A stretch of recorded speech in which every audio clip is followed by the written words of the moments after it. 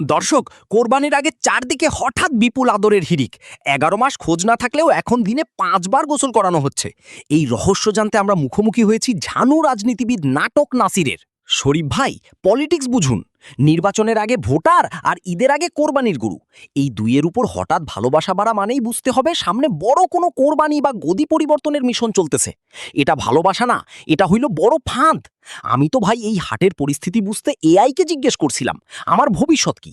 AI স্পষ্ট জানাইছে সামনে আমার জীবনের সবচেয়ে বড় উদ্বোধনী অনুষ্ঠান হইতে যাচ্ছে। বলেন কি নাসির ভাই, এআই এর এই মহাপরিকল্পনা জানার পর আপনার বর্তমান রাজনৈতিক স্ট্র্যাটেজি বা পদক্ষেপটা কি? পদক্ষেপ আর কি ভাই, এরপর থেকেই আমি আর আমার চামচারা রাত জেগে রানিং আর পালানোর ট্রেনিং শুরু করছি। এটা কোনো সাধারণ ঈদ না শরীফ ভাই, এটা আমাদের জন্য সরাসরি সার্ভাইভাল মিশন। কিন্তু নাসির ভাই, বিশ্বস্ত সূত্রে খবর পেয়েছি আপনার পকেট থেকে নাকি অলরেডি সীমান্ত দিয়ে নদী পার হয়ে পালানোর গোপন ম্যাপ উদ্ধার হয়েছে।